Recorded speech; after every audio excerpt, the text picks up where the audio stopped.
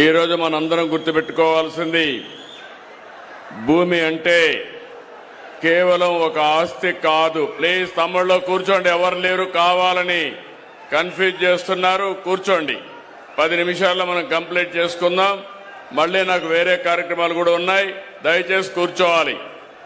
ఎవరైనా సరే అనవసరంగా డిస్టర్బ్ చేయాలనుకొని వస్తే మాత్రం పోలీసు వ్యవస్థ ఉంటుంది, వాళ్ళు చూసుకుంటారు. మీరు గమ్మన కూర్చోండి, మీరు ప్రశాంతంగా ఉండండి. ఎవరికైనా ఒకటే చెప్తున్నాను, ఎవరు చెప్పినా వింటాను. ఎవరైనా వచ్చి ప్రజలకు ఇబ్బంది పెట్టేట్టుగా లా అండ్ ఆర్డర్ మాత్రం డిస్టర్బ్ చేస్తే తాట తీస్తా. మీకు ఒక భద్రత ఇవ్వాలి, మీకు ఒక భరోసా ఇవ్వాలి. నేను చెప్పింది మీకు అర్థం కావాలి, మీ ఇబ్బందులు నాకు అర్థం కావాలి. మీ అందరికీ న్యాయం చేయడమే నా ఆలోచన, నా జీవితాశయం అని మరొక్కసారి తెలియజేస్తున్నా. భూమి ఒక ఆస్తే కాదు, జీవనాధారం, కుటుంబానికి భద్రత, భవిష్యత్తుకు నమ్మకం.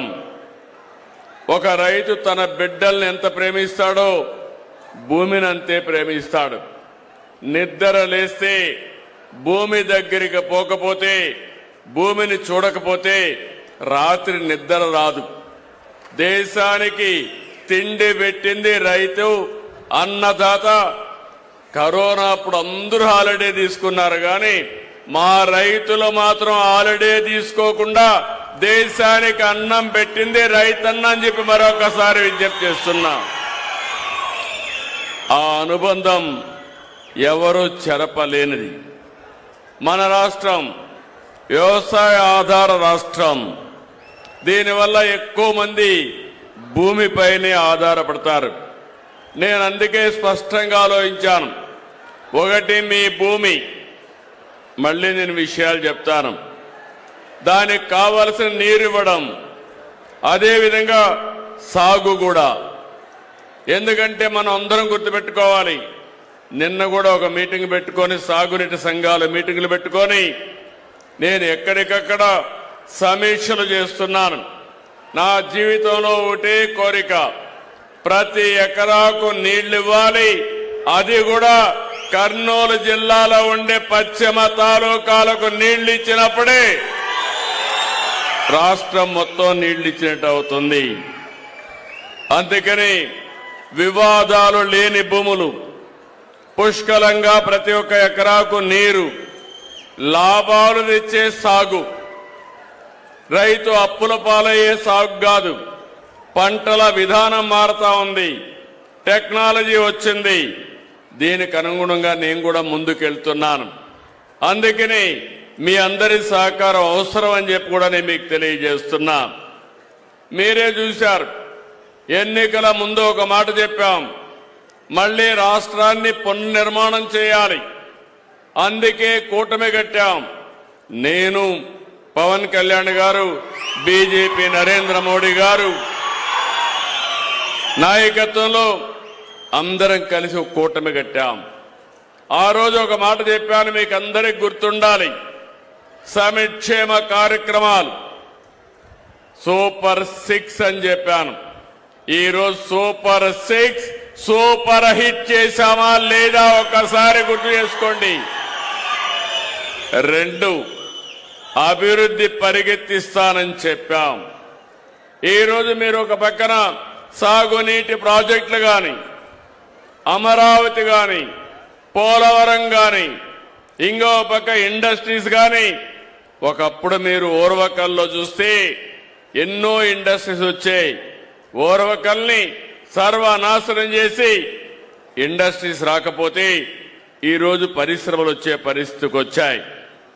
అదే మరిగా ఈరోజు అతి ముఖ్యమైన సమస్య మనం మాట్లాడుకుంటున్నాం, భూమి.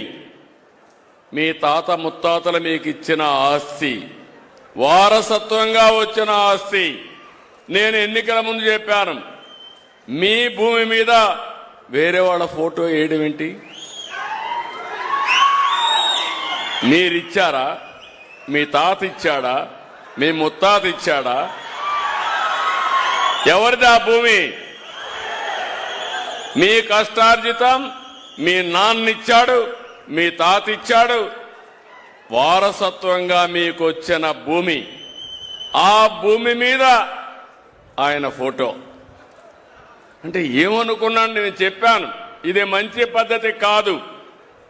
అందుకే ఈరోజు మీరు చూస్తున్నారు, నేను ఇచ్చిన పట్టాదారు పాస్బుక్ చూస్తే రాజముద్రతో ఎవ్వరు కూడా ట్యాంపర్ చేయకుండా ఫుల్ ప్రూఫ్ గా మీకు ఇస్తాను. ఇచ్చానా లేదా అని మిమ్మల్ని అడుగుతున్నా. అంటే ఒక దురుద్దేశం ఉంది దీంట్లో, మీరు గుర్తుపెట్టుకోవాలి. మళ్ళీ మర్చిపోతే కష్టాలు మళ్ళా వస్తాయి. ఆ రోజు వాళ్ళు ఆలోచించింది తప్పుడు విధానాల ద్వారా మిమ్మల్ని బానిసలుగా చేయాలని ఆలోచించారు. అంటే ఒక ల్యాండ్ టైటిలింగ్ యాక్ట్ ఒకటి తెచ్చారు. మీ భూములన్నీ ఒక ల్యాండ్ టైటిలింగ్ పరిధిలో తీసుకొచ్చి ఎక్కడన్నా విభేదాలుంటే ఎవ్వరికి అప్పీల్ చేయడానికి హైకోర్టుకే పోవాలి. రెండోది, దాన్ని ఇప్పుడు ఇక్కడ ఎవరు కలెక్టర్ గారు ఉన్నారు, ఎంఆర్ఓలు ఉన్నారు, వీళ్ళు పెత్తనం చేస్తారు. ఆ రోజు అటు కాకుండా ఆయన సొంత మనుషులు పెట్టుకున్నాడు పులివెందల్ని తెచ్చి. అంటే మీ జుట్టు ఆయన చేతుల్లో పెట్టుకున్నాడు. మీరు ఎప్పుడన్నా కానీ ఓటేయకపోతే జుట్టు బట్టి లాగడానికి, జుట్టు పీకడానికి ఆ రోజు ప్రయత్నం చేశాడు. అవునా కాదా అని అడుగుతున్నా. నేను ఆ రోజు చెప్పాను, ఇది అన్యాయం అని చెప్పాను. మూడోది, మీ పొలం గట్ల దగ్గర సర్వే నెంబర్ రాళ్లేస్తే గెలాక్సీ గ్రెనేడ్ తీసుకొచ్చి ఆయన బొమ్మ వేసుకుని ఇంట్లో పట్టాదారు పాస్ పుస్తకం ఆయన ఫోటో చూడాలి, పిల్లలు స్కూలుకు పోతే ఆయన ఫోటో చూడాలి, భూమి దగ్గరికి పోతే ఆయన ఫోటో చూడాలి. ఇది శాడిజం కాకపోతే ఏంటి తమ్ముళ్ళు అని మిమ్మల్ని అడుగుతున్నా. అవునా కాదా అని మిమ్మల్ని అడుగుతున్నా.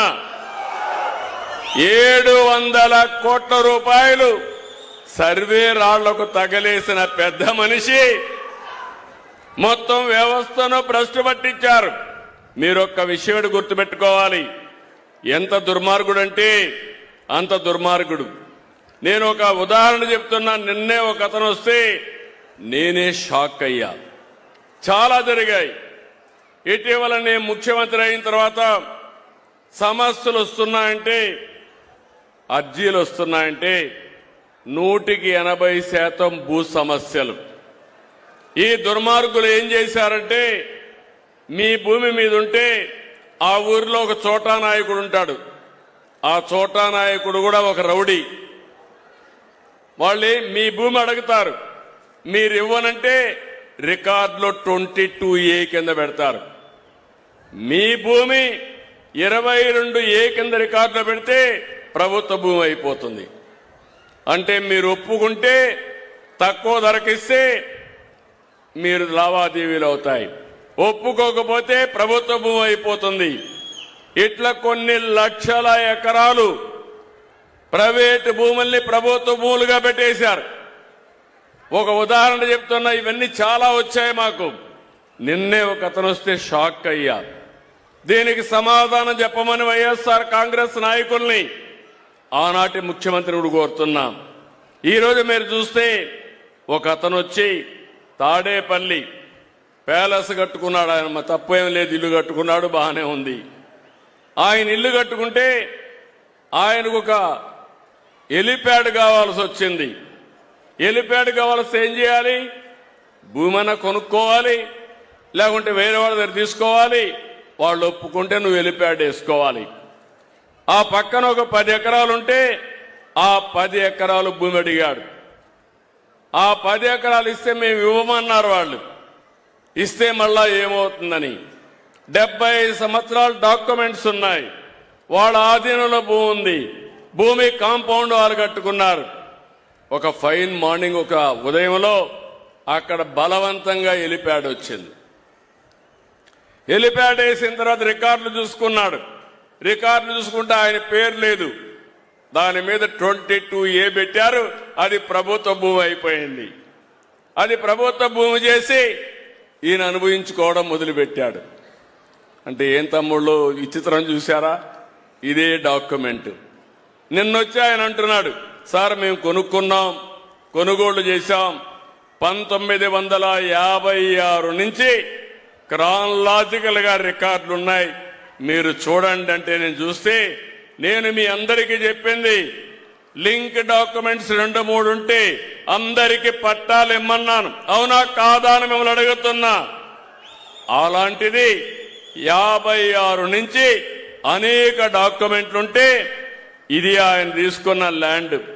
ఈ పక్క ఒకటి ఉంది హెలిప్యాడ్, ఆ పక్క పైన ఉండేది, కింద నుండేది ఆయన ప్యాలెస్. ఇక్కడి నుంచి అక్కడ హెలిప్యాడ్ కోసం బలవంతంగా 22A కింద పెట్టి ప్రైవేట్ భూమిని గవర్నమెంట్ భూమి చేసుకొని ఆయన అనుభవించాడంటే ఎంత దౌర్భాగ్యమో మీరు ఒక్కసారి ఆలోచించండి. ఇది ఒక విషయం కాదు, ఇలాంటి కొన్ని లక్షల లావాదేవీలు జరిగాయి. రాజకీయ విభేదాలుంటే చేశారు, వ్యక్తిగత స్వార్థాల కోసం చేశారు, మొత్తం రికార్డులన్నీ అస్తవ్యస్తం చేశారు.